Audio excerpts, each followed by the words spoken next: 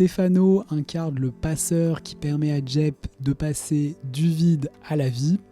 Et donc le vide incarné par les mondanités, alors que la vie est incarnée par les sensations et les émotions. Et donc dans le film, il y a toujours ces deux aspects, cette alternance.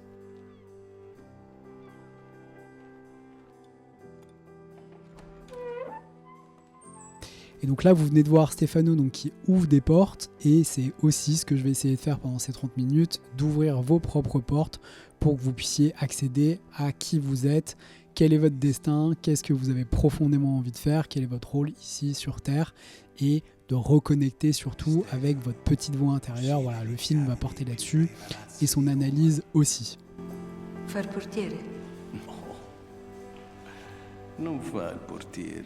Est-ce que ça vous arrive de ne plus savoir qui vous êtes, ce que vous voulez, où vous allez, comment vous appelez ? Et bien si c'est le cas, vous l'avez compris, vous êtes au bon endroit puisque c'est ce qu'on va évoquer aujourd'hui en regardant La Grande Bellezza, un de mes films préférés. Alors, donc c'est la vidéo 3, vous commencez à me connaître et je vous remercie tous ceux qui ont regardé la vidéo 1 et 2 ou même qui ont regardé simplement la vidéo 1 ou simplement la vidéo 2. Donc je m'appelle Michael Marino, je suis ciné-coach, c'est-à-dire que j'accompagne des équipes, des dirigeants, leurs managers aussi en utilisant le cinéma. Et donc vous allez dire comment on utilise le cinéma pour coacher des personnes ou des équipes. Et ben c'est très simple, en travaillant, et donc c'est aussi ce qu'on va faire en regardant des films, toujours sur deux aspects. Un aspect qui est émotionnel, c'est-à-dire comment je fais pour être 100% investi dans ce que je suis en train de vivre, être 100% investi émotionnellement, ressentir les choses en termes d'émotions ou de sensations. Et donc ça c'est vraiment la moitié du travail. Et donc si vous êtes mal installé, je vous conseille de bien vous installer pour vous mettre dans un confort où vous allez pouvoir être 100% concentré et 100% ressentir ce qu'on va suivre et vivre ensemble. Et puis, la deuxième chose, c'est vraiment de comprendre la mécanique qui se joue, prendre du recul, se décaler par rapport à ce qu'on vit, par rapport à ce qu'on ressent, pour comprendre nos émotions, comprendre nos mécanismes, nos comportements et nos interactions avec les autres pour réussir à dépasser nos blocages, à mieux interagir, à être de plus en plus nous-mêmes. Voilà, c'est ça le ciné-coaching. Et qu'est-ce que c'est ? La SCEP, la Société Carotte d'élevage de poulets. Monsieur Jefferson était éleveur de poulets, donc vous aussi maintenant. Ah, très bien. 450 poules, 110 coques, 150 poulets, c'est ça la SCEP, Sylvie. Alors, aujourd'hui, c'est un film un peu spécial. La Grande Bellezza, c'est un film que j'ai découvert à sa sortie il y a une dizaine d'années. C'est un de mes films préférés et à mon avis, un des meilleurs films des 10 dernières années. Mais il est spécial surtout parce que personnellement, je l'utilise vraiment comme un mécanisme pour remettre la boussole en place quand j'ai des doutes, quand je ne sais plus trop où je vais, quand je ne sais plus trop où j'en suis et que j'ai besoin de me reconnecter avec moi-même. Et donc, c'est comme ça que je l'ai vu, le film. Je pense qu'en tout cas, on peut le regarder comme ça. Et donc, c'est la lecture que je vais vous partager parce que pour moi, ça a marché. Et donc, je pense sincèrement que ça peut marcher aussi pour vous.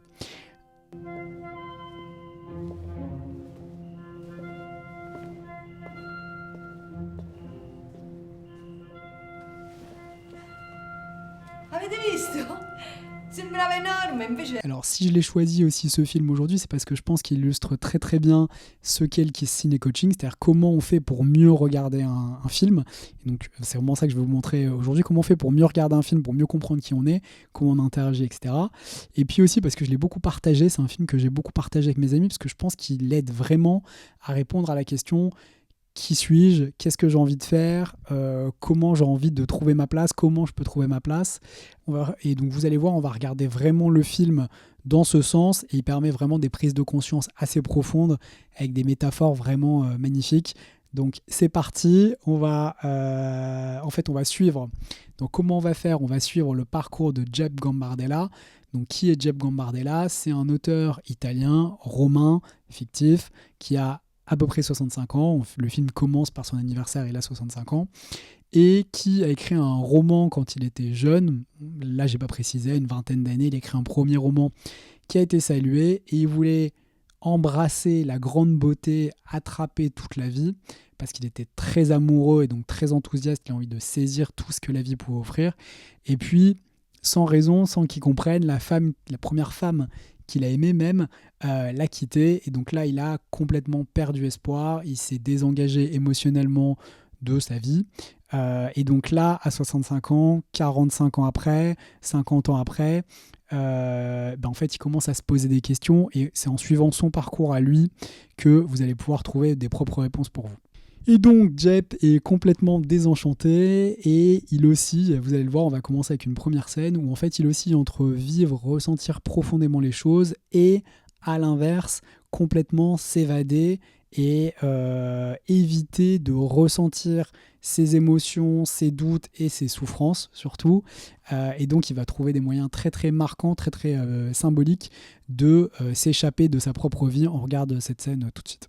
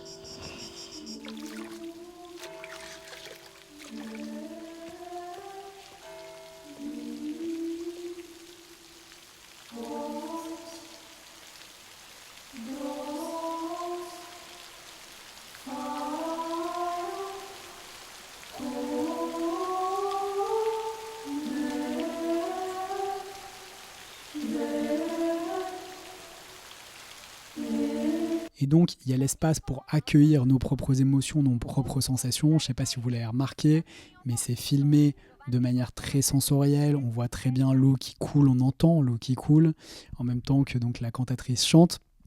Donc ça, c'est une première partie donc, de l'introduction, de l'ouverture du film, où on est vraiment dans la sensation. Et j'ai coupé, mais il y a un touriste japonais qui, quand il va voir la beauté de Rome, après être passé par la fontaine et entendre ce chant, va faire un arrêt cardiaque tellement c'est trop de beauté, il n'était pas préparé à ça, il va faire un arrêt cardiaque. Et donc là, on vient de voir une alternance de scènes très très belle. Donc dans un premier temps, une musique religieuse dont on ne perçoit pas tellement la langue et c'est pas très important, j'ai l'impression que c'est en allemand, mais c'est pas très important, ça pourrait être en latin, ce serait pareil, ou en hébreu, ou en arabe, en fait on s'en fout, mais on sent que c'est la continuation d'une prière, que c'est quelque chose qui vient de, je sais pas, c'est de la nuit des temps, mais en tout cas de très loin, de l'Antiquité ou de quelque chose de très lointain. Et donc on sent, en tout cas moi je me sens quand je regarde, apaisé, c'est beau.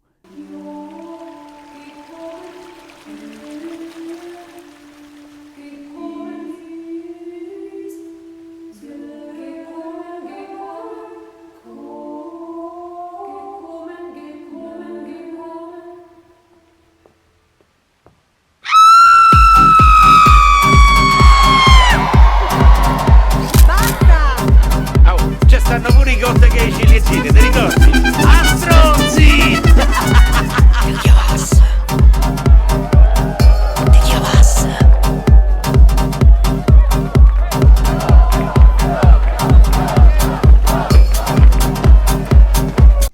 Et donc là, on a un montage très intéressant.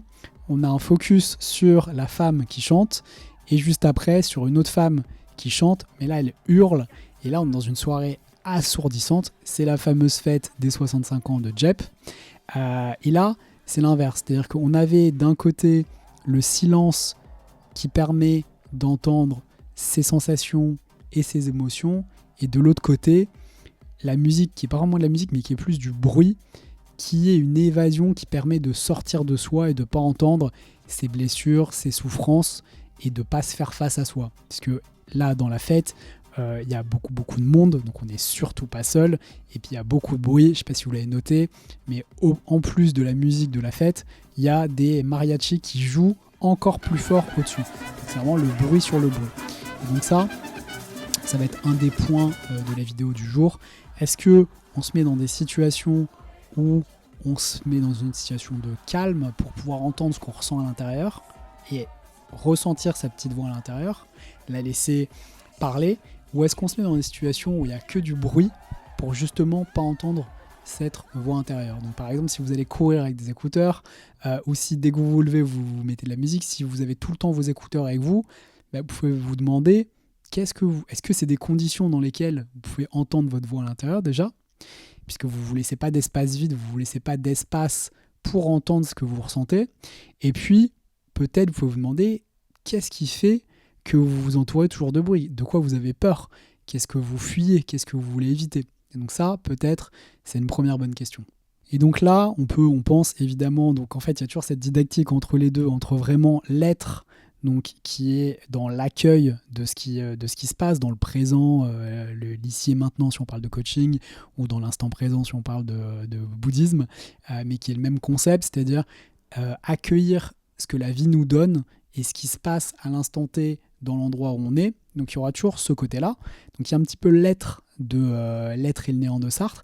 Et puis il y a le néant, c'est vraiment le bruit qu'on met dans nos vies pour pas entendre ce qu'on ressent, pas entendre ce dont on a peur. Et donc là, vous voyez, donc cette première scène, elle permet déjà de nous questionner sur qu'est-ce que tu fuis, qu'est-ce que tu évites, et peut-être aussi qu'est-ce que tu as peur de perdre qui t'empêche d'être toi-même. Et si on le dit différemment, probablement que la chose que vous fuyez ou la chose que vous avez peur de perdre, c'est la chose qui vous empêche d'être vous-même. Et donc là, si on revient sur Jep, sa peur, c'est d'être à nouveau blessé, d'être à nouveau trahi, comme il a été par Elisa, son premier amour. Donc il a peur d'aimer à nouveau. Et cette peur, elle l'empêche évidemment d'aimer, mais elle l'empêche aussi d'être lui-même, puisqu'il se ferme complètement à toute émotion pour vivre dans une vie mondaine, légère, mais qui manque beaucoup de sens pour lui. On va le voir tout de suite dans les scènes suivantes. Et donc, vous pouvez aussi vous interroger sur quels sont les moments de la journée, les moments de la semaine, les moments de l'année où vous créez du bruit autour de vous pour ne pas entendre ce qui se passe à l'intérieur. Et donc ça, c'est un premier point. Peut-être que si vous n'arrivez plus à savoir qui vous êtes ou ce que vous désirez, que ce soit est-ce que j'ai envie de continuer dans cette entreprise, est-ce que j'ai envie de continuer à ce poste, ou au contraire, est-ce que j'ai envie de continuer ma relation avec cette personne, de m'engager dans cette relation amicale ou amoureuse, c'est peut-être parce qu'en fait, vous ne vous laissez jamais de temps avec vous. Et donc, vous pouvez vous interroger sur qu'est-ce qui vous fait peur, qu'est-ce qui vous empêche, de quoi vous avez, qu'est-ce que vous fuyez, qu'est-ce que vous évitez en créant du bruit ou de l'activité autour de vous. Voilà. Allez, on regarde l'extrait suivant, vous allez voir, c'est encore plus clair.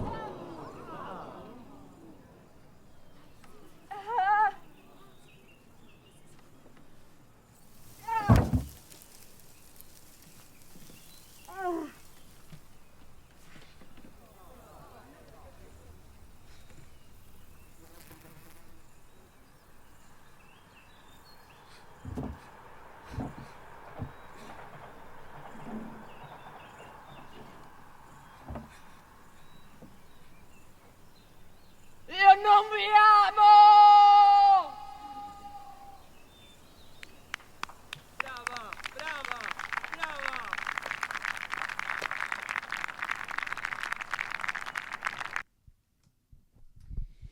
Et donc là, on vient de voir une scène avec la provocatrice, celle qui s'appelle comme ça, ou finalement qui est aussi perdue que Jep.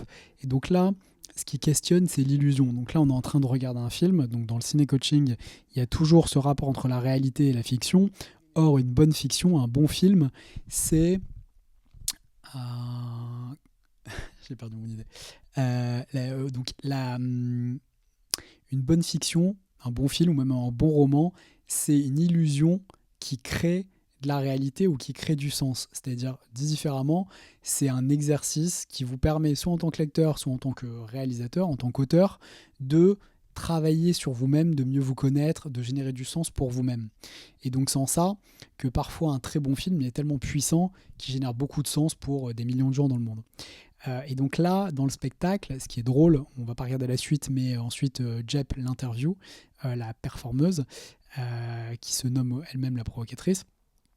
Mais en fait là, elle crée une illusion qui ne génère aucun sens. En fait, elle fait semblant de faire de l'art, et donc elle se ment à elle-même pour avoir une forme de reconnaissance sans être sincère, et en ça, elle est dans le même état que Jep. Ils sont tous les deux désabusés, mais Jep, il reste lucide et il sait qu'il a arrêté d'écrire, il sait qu'il n'est pas un grand écrivain en tout cas puisqu'il n'a pas continué d'écrire, il sait ce qu'il fait, elle se ment complètement à elle-même. Et surtout cette scène elle est importante parce qu'à la fin on va avoir une deuxième scène avec une illusion, et je vais vous montrer l'inverse, c'est-à-dire une illusion qui a du sens, puisque là comme vous venez de le voir, donc cette performance, c'est une illusion qui crée du vide. Le fait qu'elle se tape la tête contre le mur, ça crée aucune émotion, ça crée aucun sens pour vous à l'intérieur de vous, et probablement pour elle aussi.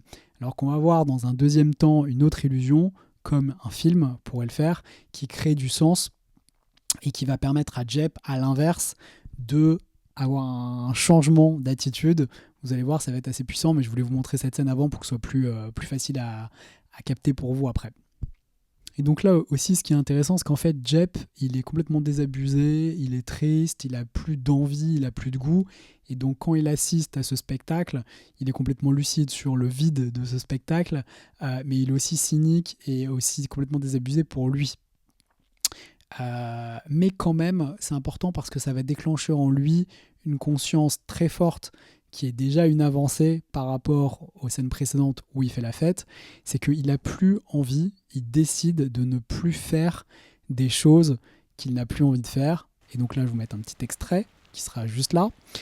La più consistente scoperta che ho fatto pochi giorni dopo aver compiuto 65 anni è che non posso più perdere tempo a fare cose che non mi va di fare. Où il le dit clairement, il sort d'une soirée qui était assez vide, il est reparti avec une jolie femme, ils ont couché ensemble, et quand en fait elle lui demande si il veut voir les photos qu'elle fait, en fait ça l'intéresse pas du tout, il a bien compris que c'était pas du tout intéressant, et en fait il décide de partir sans s'expliquer, et puis il marche dans les rues de Rome, où là, à nouveau, il va ressentir des choses, puisqu'il est dans la beauté de la ville, qui est aussi un enjeu et une partie, presque un personnage du film, et puis aussi dans le calme des matins où la ville est encore en train de s'éveiller et où il peut ressentir des choses. Donc Jep était complètement dans l'évasion de sa propre vie, il a décidé, ou il a commencé à décider de la prendre en main, et là il va avoir un deuxième élément déclencheur, c'est qu'en fait il va apprendre que son premier amour, Elisa,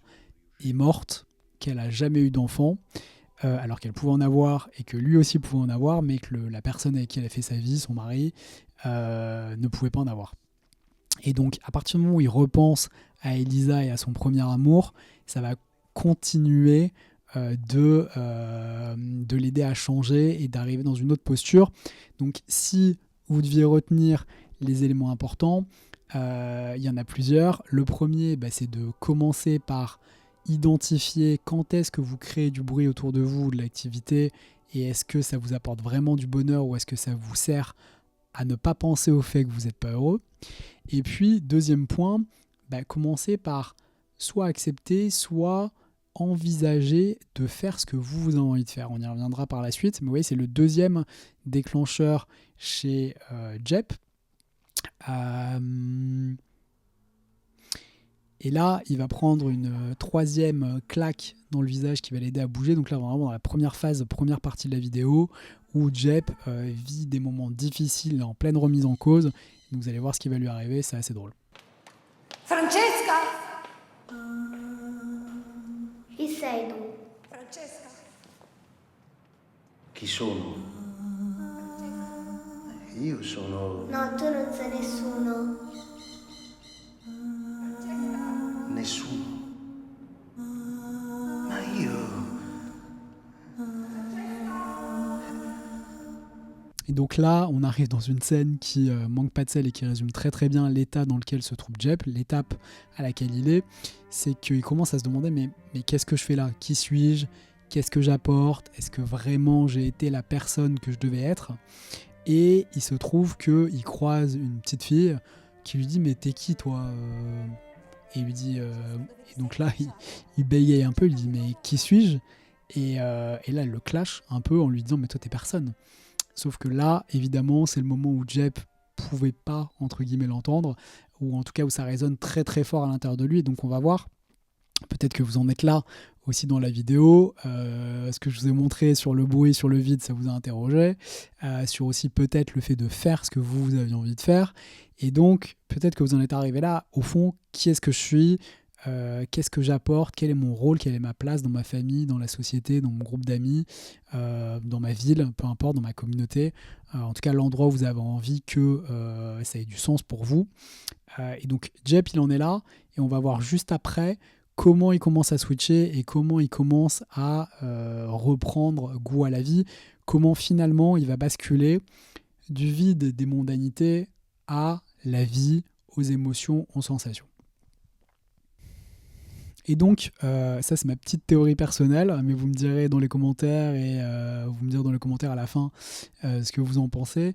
Mais ma petite théorie personnelle, c'est que ce qui donne du sens à notre vie, c'est la théorie aussi du film, ou en tout cas c'est comme ça que j'ai vu le film, ce sont nos racines, et donc pour le dire différemment, c'est retrouver les émotions de l'enfance.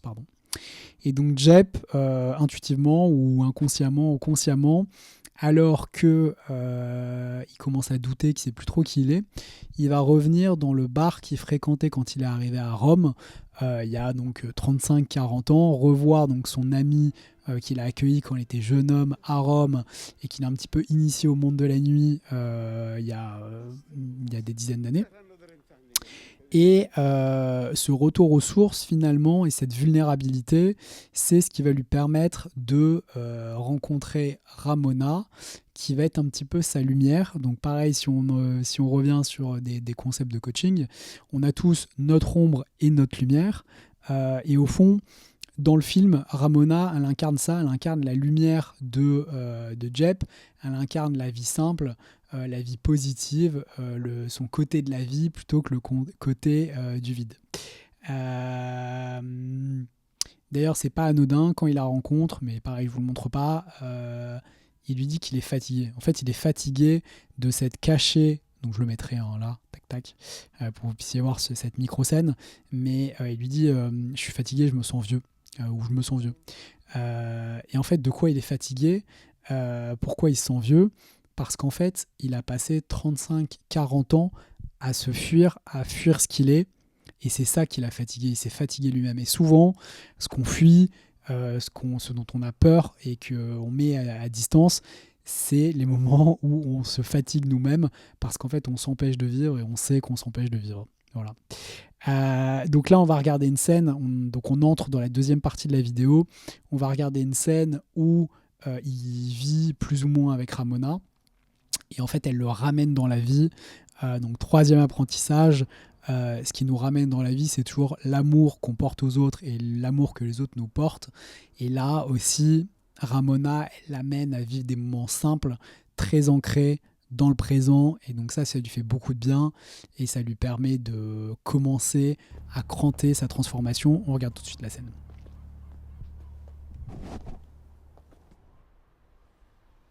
È stato bello non fare l'amore.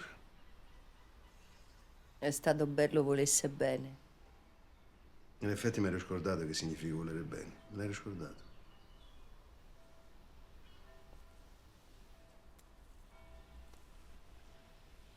Spendo tutti i miei soldi per curarmi.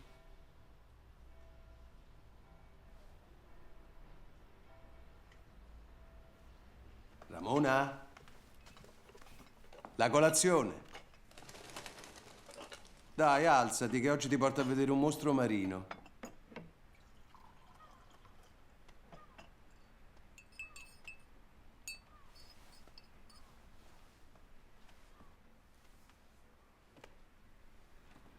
Ramona.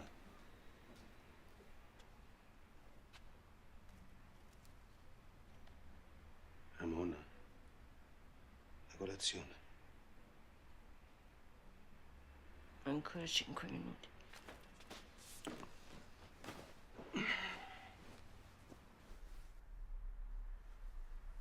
Lo vedi il mare?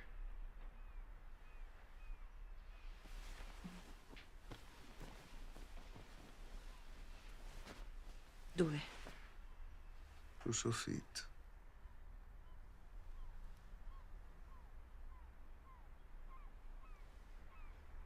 Sì, lo vedo il mare.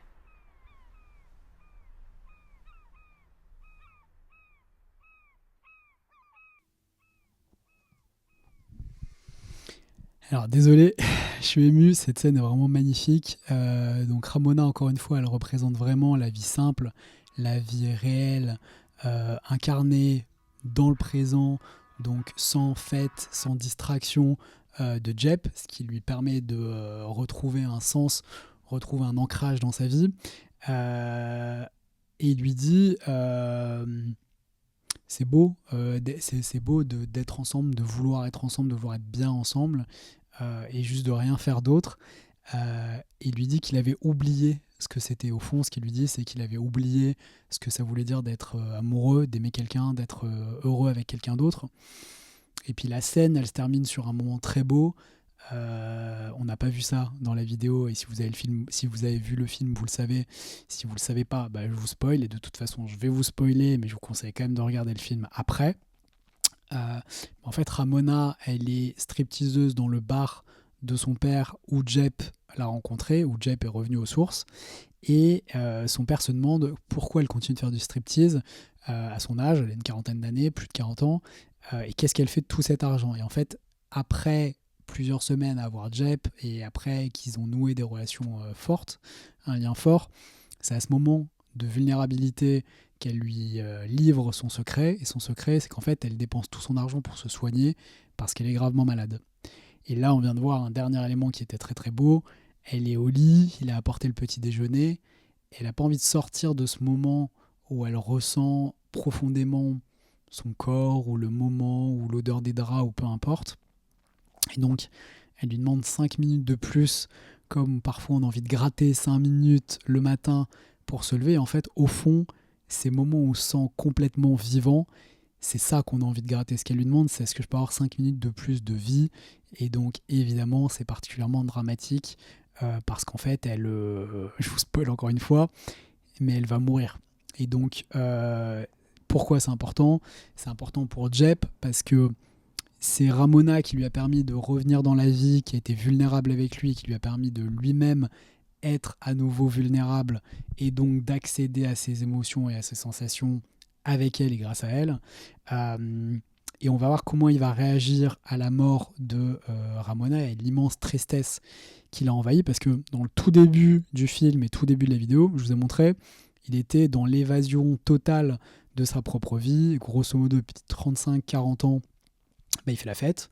Il n'a plus jamais écrit, il n'est plus jamais resté au calme, il ne s'est plus jamais regardé en face, parce qu'il avait été profondément blessé par une femme qu'il avait profondément aimée, qui était son premier amour, et qu'il a quitté sans raison, sans explication.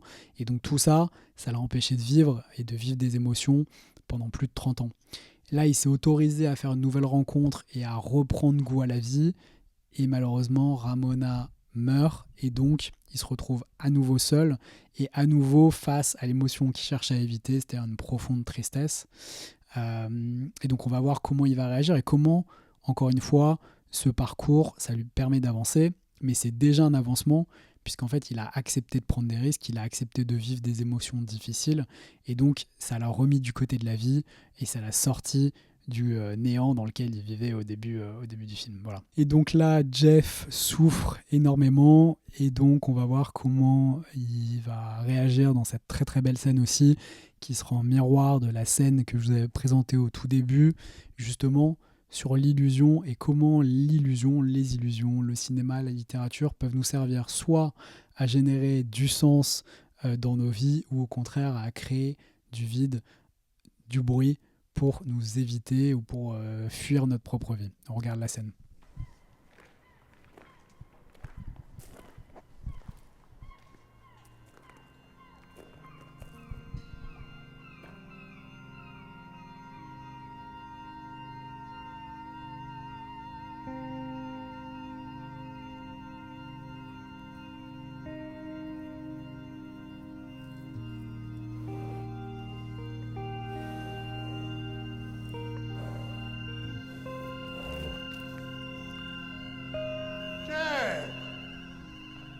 Che ci fai da questi parti? Arturo, ma che ci fai tu qua? Come che ci faccio? Provo il mio spettacolo di magia. Questo è il numero clou di domani sera, la scomparsa della giraffa. Tu sei capace di far sparire sta giraffa? Ma certo che faccio scomparire la giraffa. E allora tu fa sparire pure a me. Ma Jeb, secondo te, se si potesse davvero fare scomparire qualcuno, io starei ancora qui alla mia età a fare ste baracconate? È solo un trucco. È solo un trucco. È solo un trucco. Jeb. Romano, come andate? Et donc avant de regarder la fin de la séquence qui est vraiment très très puissante, déjà un premier point, là, donc Jeb veut disparaître et son ami est extrêmement, il passe vraiment de la légèreté, il change complètement de visage, je ne sais pas si vous l'avez vu quand Jeb lui demande s'il peut le faire disparaître lui, et donc il reprend tout son sérieux et toute sa profondeur, et donc son ami illusionniste lui dit quelque chose qui est très beau, lui dit: bien sûr que je peux faire disparaître la girafe, mais je peux pas te faire disparaître toi, parce que c'est seulement un truc. Et donc là, par rapport donc, à la première illusion qu'on avait vue dans la scène avec la provocatrice, là, la différence, c'est que l'illusionniste, il est complètement conscient de ses limites. Il se prend pas pour ce qu'il n'est pas. Il sait qu'il ne fait ni de magie, ni d'art, en réalité. Il fait seulement un truc. Et au fond, c'est une métaphore de la vie et de l'état dans lequel est Jeb, c'est-à-dire il doit accepter ses propres limites, sa propre mortalité, la propre mortalité des autres. Et il n'y a pas de truc. On peut avoir recours à des illusions comme la littérature, comme le cinéma, comme cette vidéo, pour apprendre à mieux vivre et à mieux se connaître et à être plus présent à chaque instant, donc pour épuiser le temps de la vie. Mais à la fin, ce sera quand même la mort. Et donc je suis désolé de vous dire ça, mais c'est ça qui lui dit un peu. Et donc là, on va voir dans la deuxième partie de la séquence un autre début de réponse avec donc un autre de ses amis proches, Romano, qui vient lui raconter comment s'est passé la première fois où il a donc pour la première fois de sa vie été sincère sur scène, et donc comment il a eu son premier succès à Rome alors qu'il est arrivé à peu près en même temps que Jeb, et que Jeb lui a connu toutes les mondanités, tout le succès, et de son côté, lui, il a passé 30 années extrêmement difficiles à Rome où il n'a jamais été reconnu. Bene, hanno applaudito. Sono contento. Ma allora perché sei così triste? Ma non sono triste. Che ci fa qua a giraffa là? Niente, provano uno spettacolo di magia. Domani ti prometto che ti vengo a vedere. Domani non faccio lo spettacolo. E perché non lo fai? Hai detto che è andato bene. Me ne vado, Jeb. Torno al paese dai miei, per sempre. Non passo neanche per casa. Lascio tutto così. Jeb, sono 40 anni che io vivo in questa città. E ho pensato alla fine che l'unico che meritava di essere salutato eri proprio te. Ma come te ne vai? Roma, ma perché te ne vai? Roma mi ha molto deluso.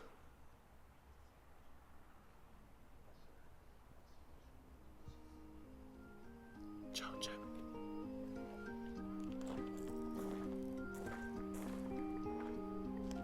Donc là, on voit la tristesse de Jeb qui voit tout qui s'effondre autour de lui, tout qui meurt autour de lui. Et donc là, au fond, leurs parcours, ils sont aussi intéressants puisqu'ils sont très parallèles.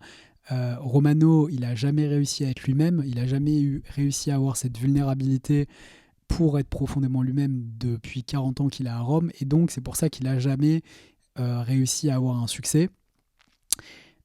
Jeb aussi n'a pas été lui-même, il s'est complètement caché dans la mondanité, mais il a été bon dans la mondanité, et donc il a une vie mondaine, mais qui ne correspond pas à ce que lui il avait envie d'être, à ce que lui il avait envie de faire au fond de lui, qui était d'écrire. Et donc les deux, ils ont un parcours parallèle, ce qui leur a permis d'être amis pendant 40 ans. Sauf que là, Romano, à partir du moment où il a accepté de regarder ses émotions en face, d'accepter les potentielles blessures et de les partager, il a eu un premier succès sur scène. Mais toutes ces 40 ans à se fuir, ça l'a fatigué et il a plus envie. Il a vu qui il était, il a vu qu'il aurait pu le faire s'il l'avait fait avant, mais là c'est trop tard. Et donc il retourne à ses racines, à l'endroit où il est né, à l'endroit où il a probablement été le plus heureux. Et donc il laisse Jeb seul, mais on va voir que Jeb finalement aussi va suivre un chemin parallèle. Donc on va voir ça dans la scène suivante, mais on regarde quand même la fin de cette séquence parce qu'elle illustre encore une fois quelque chose du chemin de Jeb.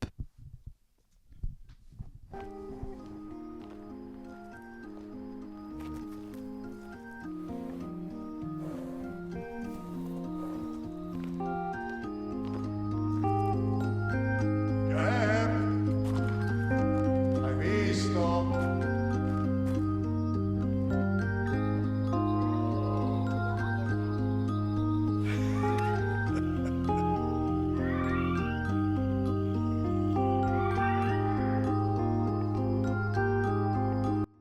Et donc là on a vu la girafe qui a disparu et qui encore une fois renvoie Jeb à la disparition, à la mort et donc à la perte des gens qu'il a aimés.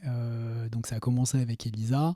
Il a donc dans un premier temps complètement cloisonné sa vie de ses émotions, de ses sensations pour vivre complètement dans le bruit, dans le vide et dans les mondanités.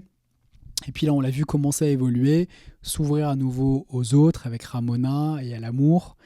Et maintenant que cet amour est mort, il commence à accepter que les choses meurent autour de lui et que ça fait partie de la vie. Et donc là, Jeb, il est en train de complètement se transformer pour progressivement réussir à s'accepter, accepter ce qu'il ressent et même accepter ses propres limites. Et donc la plus grande limite, c'est évidemment les pertes de ce qui nous est cher, des êtres qui nous sont chers, et même notre propre perte, notre propre mort in fine.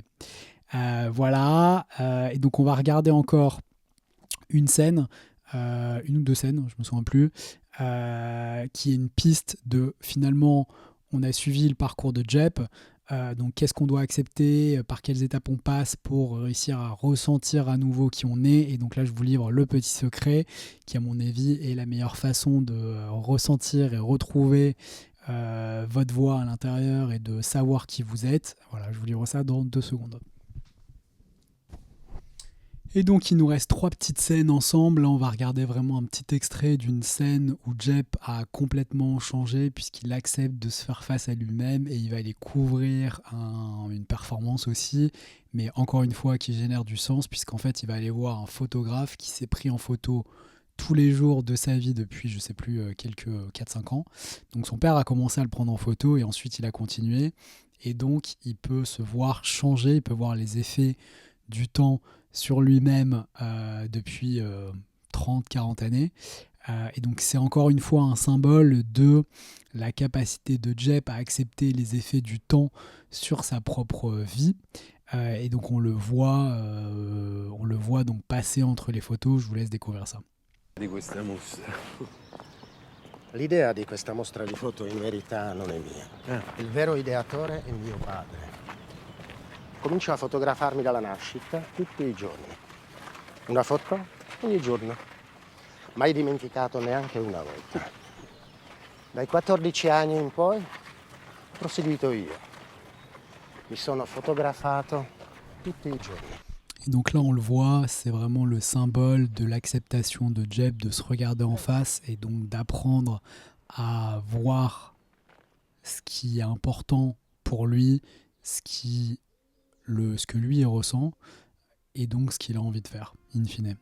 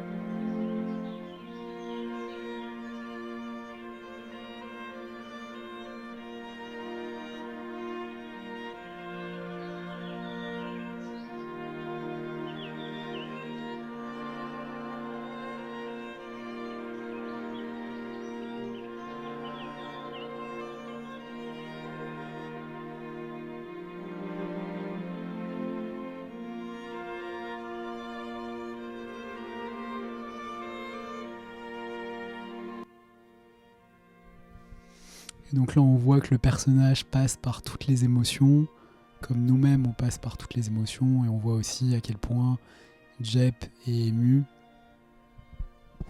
Et aussi la façon de regarder les différentes facettes, les différentes phases de notre vie, ça permet à Jep de s'interroger sur qu'est-ce que j'avais envie de vivre quand j'étais enfant, quels sont les moments qui ont eu du sens pour moi, à quel moment de ma vie j'ai été heureux, qu'est-ce qui m'a rendu heureux, quand est-ce que j'ai été à ma place, et quand j'ai été à ma place, pourquoi j'ai été à ma place, qu'est-ce qui a fait que j'étais à ma place.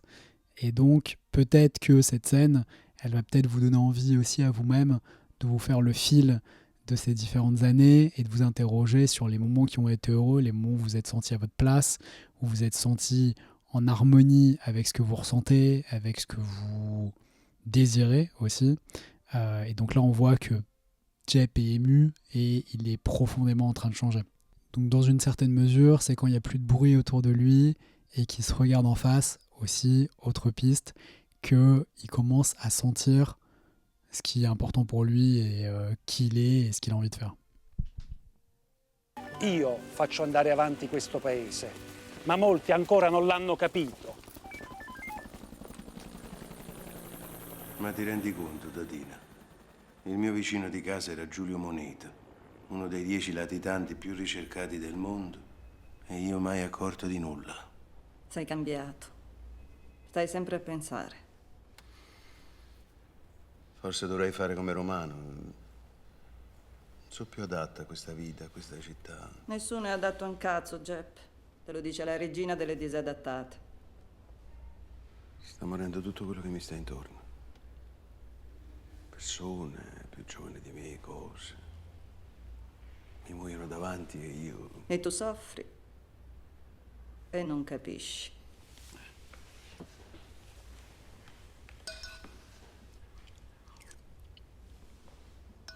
Com'è il minestrone Geppino? Il minestrone è buono. Ma tu come che mi chiamate Geppino? Nessuno mi chiamava più così da secoli. Perché un amico, ogni tanto, ha il dovere di far sentire l'altro amico come quando era bambino. E io come posso fare per farti sentire una bambina? Come non c'è bisogno. Io mi sento tutti i giorni una bambina. Da 60 anni ho il privilegio di guardare il mondo dalla loro altezza. Et donc là, Jep, il arrive à une grande phase de maturité puisqu'il a conscience de vieillir, il a conscience que les choses belles qu'il aime et les choses qui étaient autour de lui meurent et disparaissent au fur et à mesure de la vie. Et donc, en bon auteur, il essaie de comprendre, mais évidemment, personne ne peut comprendre la vie. Et donc, son amie, elle comprend très très bien ce qu'il ressent. Il évoque le fait de, comme Romano, rentrer chez lui. Et au fond, elle comprend ce qu'il lui dit et elle lui fait sentir comme un enfant. C'est-à-dire en l'appelant Geppino, comme quand il était petit. Elle lui fait sentir comme un enfant. Mais, mon petit chat qui vient m'embêter pendant que je parle. Et donc, elle lui fait sentir comme un enfant en l'appelant Geppino. Et au fond, c'est ce qu'a souhaité Romano. C'est-à-dire, lui, il a voulu retrouver les sentiments de l'enfance, les émotions de l'enfance en retournant dans son pays. Mais c'est pas ce que souhaite Jep. Et donc, d'une certaine manière, si Jep retournait chez lui, ce serait encore une fuite. Or là, pour lui, être lui-même et regarder ses émotions en face et faire ce qu'il avait envie de faire, être la personne qu'il avait envie d'être, c'est d'écrire. Et donc, le fait qu'il soit à nouveau en train de penser, le fait qu'il soit à nouveau extrêmement grave et conscient, c'est plutôt une bonne chose. Ça veut dire que la machine à écrire s'est remise en route et donc il va probablement se remettre à écrire. Donc là, on laisse Jep 2 secondes. Quand on arrive à des niveaux de conscience très très forts, quand on arrive à prendre conscience de notre vie, du monde qui nous entoure et des gens qui nous entourent, et aussi de nos propres limites et de la limite de temps qu'est la vie, on peut tomber en dépression ou on peut avoir un moment difficile.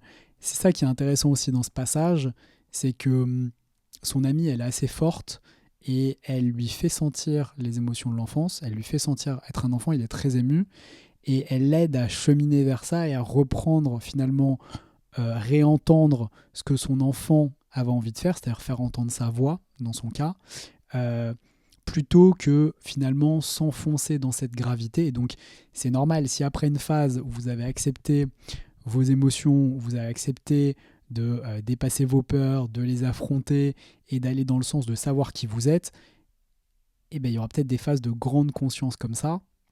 Mais si vous le savez, comme c'est son cas, vous avez plus de chances d'éviter d'avoir un moment de deep, pour le dire comme ça, ou un moment de burn-out, ou un moment de dépression, puisque en fait, vous savez que c'est un moment où vous allez explorer, vous avez conscience des choses importantes du monde. Mais après, tant que vous avez en tête qu'est-ce que vous avez envie d'en faire, ou que vous ne savez pas encore ce que vous avez envie d'en faire, mais que vous êtes sur le chemin de trouver ce que vous avez envie d'en faire, il y a de bonnes chances que ça marche, et il y a de bonnes chances que vous ne tombiez pas dans quelque chose qui soit entièrement introspectif, que ce soit de l'ordre de l'introspection ou autre, que ce soit de l'ordre de la dépression ou autre. Voilà. On regarde, je crois, une dernière scène, et donc là, vraiment, c'est le petit secret. Finalement, qu'est-ce qui donne du sens à notre vie? On va le voir dans la dernière scène. Allez, on regarde ça. Bon, bah, je vais essayer de tourner, mais j'ai mon petit chat qui m'embête, qui veut pas sortir de la caméra, comme vous le voyez. Voilà. Tu viens, Yuzu? Allez, viens. Au lieu de m'embêter. Voilà, bon. Je vais attendre qu'elle parte pour continuer. Voilà, ça y est, le petit chat est parti, donc on va pouvoir continuer. Donc là, on va arriver donc sur la dernière partie de la vidéo, la partie 3. C'est vraiment donc la partie où Jep retrouve du sens et chemine à nouveau vers ça. Donc je vous montrerai vraiment un très court extrait du moment où il a rencontré Elisa, et donc le moment où en fait finalement tout s'est ouvert dans sa vie. Il a retrouvé, pardon, il n'a pas retrouvé, il a trouvé l'amour pour la première fois de sa vie, et cet amour lui a donné tout l'espoir d'embrasser la vie, de saisir la vie, de finalement saisir la grande beauté. Et puis après, quand elle est partie sans explication, il a perdu tout espoir. Il a continué de la chercher, la grande beauté, mais finalement il s'est perdu dans la fête. Donc ce qu'on va voir dans une deuxième scène où il va livrer cette vérité à une sainte qui est de passage à Rome et qui a passé la soirée chez lui, donc une sorte de mère Teresa fictive. Et donc vous allez voir ce qu'elle lui dit, ce qu'elle lui livre sur la façon de trouver du sens. Et puis on regardera une dernière scène où je vous montrerai à quoi, à mon avis, ça peut ressembler. Allez, donc je vous montre tout de suite la petite scène de Jep avec Elisa, son premier amour. Su un'isola, d'estate, io avevo 18 anni, lei 20, al faro di notte. Io mi avvicinai per baciarla, lei si girò dall'altra parte. Rimasi deluso. Poi però lei tornò a guardarmi. Mi sfiorò le labbra, aveva l'odore dei fiori. Io non mi muovevo, non avrei potuto muovermi. Poi lei fece un passo indietro e mi disse: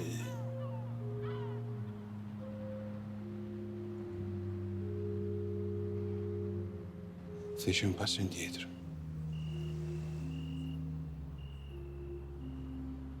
E mi disse: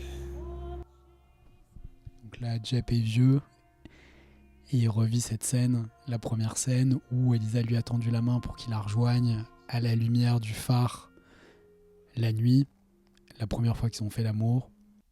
Et donc on passe à une autre scène où donc la sainte est chez lui au petit jour, et donc elle va lui poser des questions existentielles qui vont vous permettre de répondre vous-même à quelques questions existentielles.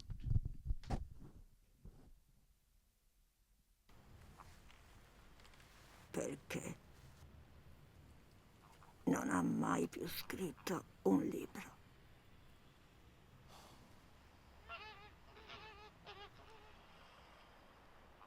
Cercavo la grande bellezza, ma non l'ho trovata. Essa perché io mangio solo radici.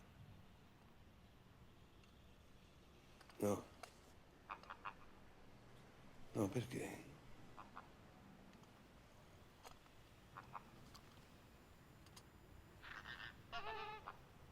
perché le radici sono importanti.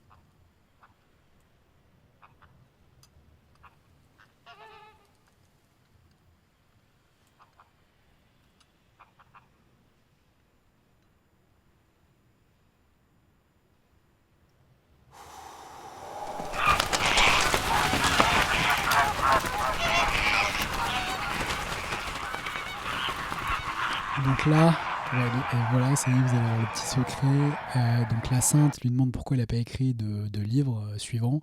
Et il lui dit, en fait, il a recherché la grande beauté. Il a probablement recherché la grande beauté pour trouver une réponse dans le monde au fait que Elisa allait quitter quelque chose de beau, quelque chose de supérieur, qui à la fois donnerait un sens à sa vie et donnerait peut-être aussi une raison pour laquelle Elisa aurait pu le quitter. Évidemment, la grande beauté, le mystère de la vie, il n'a pas trouvé, personne le trouve. Et elle comprend très très bien ça, intuitivement. Et donc elle lui dit, ce qui compte, ce qui fait le sens de la vie, ce sont les racines, puisqu'en fait elle lui dit, est-ce que vous savez pourquoi je ne mange que des radis? Or, radis et racines, c'est le même mot en italien, radici. C'est parce qu'en fait, c'est ce qui nous ancre, c'est ce qui nous fait connecter avec la terre, c'est ce qui nous fait connecter avec notre histoire, l'histoire de nos parents, l'histoire de notre pays, l'histoire de notre civilisation et probablement l'histoire des sociétés antiques.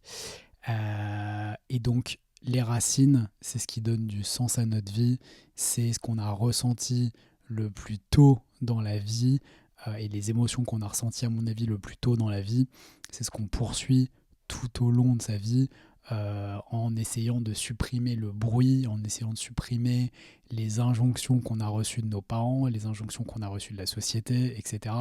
Les blessures aussi qui nous ont construites donc des limites, des barrières à nous-mêmes.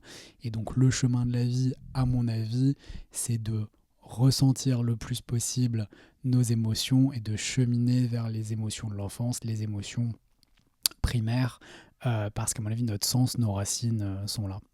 Et aussi, donc pour revenir sur les racines, le sens de notre vie, il appartient pas qu'à nous. On est la conséquence, encore une fois, d'une famille, d'une société, d'un pays, d'une culture et des millions d'années d'évolution. Et on peut pas savoir ça, on peut juste le poursuivre et le découvrir au fur et à mesure de la vie donc encore une fois, faisant ce chemin vers les émotions de l'enfance. Et donc je vous montre une dernière scène qui illustre ça. Puisqu'en fait, vivre les émotions de l'enfance, c'est vivre les émotions sans bruit. C'est réussir à ressentir à 100% les sensations, les émotions. Et donc, je ne sais pas si parfois vous avez ça, mais parfois quand on est fatigué ou parfois quand on est pleinement détendu, en total lâcher prise, on a le sentiment que nos doigts, on ressent tout, qui sont gonflés presque parce qu'on perçoit la chaleur, on perçoit toutes les sensations. Et au fond, à mon avis, c'est ça que recherche Jep, et c'est ça que moi, en tout cas personnellement, je recherche, c'est réussir à tout ressentir comme quand j'étais un enfant, avec le même émerveillement et la même simplicité. Et si c'est le cas, ça voudra dire que je serai donc en plein ressenti de mes émotions, donc on va le voir dans la scène suivante, et donc ce qui est la partie 1 finalement du ciné-coaching, réussir à tout ressentir, être très investi émotionnellement, et puis la partie 2, c'est en être conscient. Et donc ça, la deuxième partie, c'est plutôt quand vous avez le sentiment d'être en décalage par rapport à ce que vous vivez et que vous comprenez tout ce qui se passe, que tout va au ralenti, que la vie, vous la vivez au ralenti. Finalement, si vous mettez les deux, c'est-à-dire des sensations décuplées comme quand vous êtes fatigué et une sorte de décalage comme quand vous êtes en jet lag qui vous fait vivre la vie au ralenti, les deux cumulés, à mon avis, c'est probablement le sentiment de l'enfance. En tout cas, c'est ce que je crois à l'instant T. Et en tout cas, ce que Jep recherche, ce que je crois aussi rechercher. Donc, on regarde la scène des enfants avant de passer à la conclusion.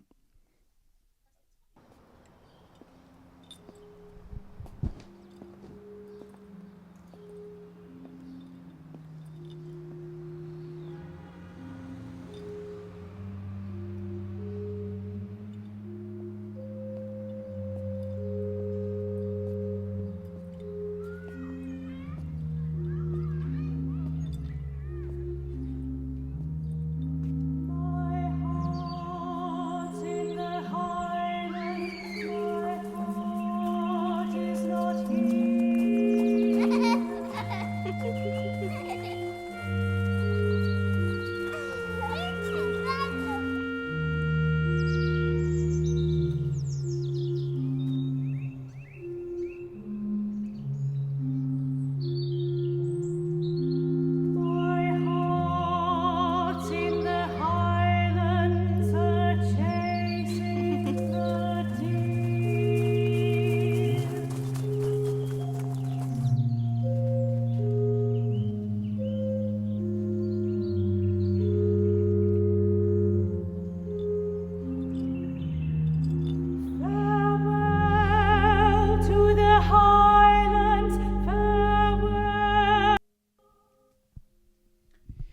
Et donc là, vous avez vu l'émotion de Jeb qui regarde ça du haut de sa terrasse avec beaucoup de distance et de décalage quand il voit donc les enfants jouer.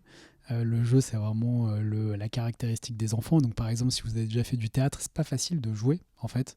Pour nous adultes, on n'arrive pas à juste simplement jouer. Il faut qu'on apprenne à jouer. Cette phrase, elle est quand même bizarre. Et puis aussi, les baisers simples de réconfort de la nonne qui s'occupe d'eux, comme les premières goûts, c'est-à-dire là en l'occurrence c'est une clémentine ou une mandarine, et donc la première fois qu'on boit un jus d'orange, on sait pas ce que c'est que le bio, on sait pas ce que c'est que la pulpe, on est juste dans la découverte et on apprécie juste l'émotion, le goût de la vie au fond, simplement sans aucun parasite, sans avoir intériorisé qu'il faut jouer avec tel enfant ou pas jouer avec tel enfant parce qu'il est de tel milieu, parce que les parents s'entendent bien, etc. On est juste dans l'expérimentation pure de la vie quand on est enfant. Il y a d'autres problèmes quand on est enfant, mais en tout cas, il y a cette immense qualité. On est pleinement présent. Et donc là, quand Jeb voit cette scène, il voit au fond ce dont il est plus capable et peut-être ce qu'il va essayer de retrouver en dehors du film, c'est-à-dire après que le film se soit fini. Et donc on arrive à la fin du film, j'espère que ça vous a plu, j'espère que c'est un film assez complexe, très émotionnel, et puis j'ai mon chat qui est juste là, qui n'a pas arrêté de m'embêter pendant toute la vidéo, je crois qu'elle va venir là, non elle vient pas, elle s'en va. Donc j'ai essayé de me concentrer le plus possible, mais peut-être ça m'a un petit peu perturbé, donc c'est le cas, je suis désolé.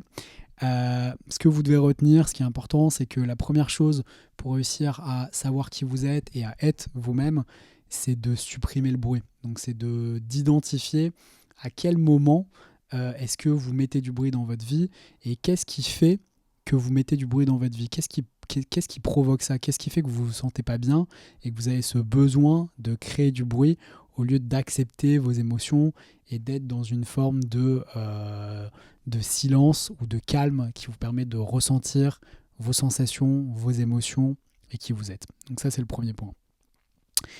Le deuxième point, et donc c'est aussi marqué par la scène donc, où Jeb comprend à 65 ans, mais vous avez le droit de comprendre avant, c'est de réaligner vos actions avec vos désirs.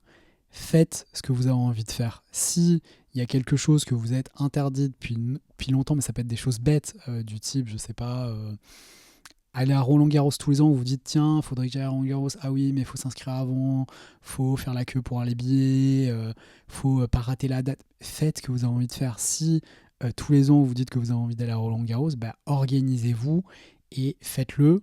Vous allez probablement vivre quelque chose que vous aviez envie de vivre sans être complètement capable de mettre le doigt dessus.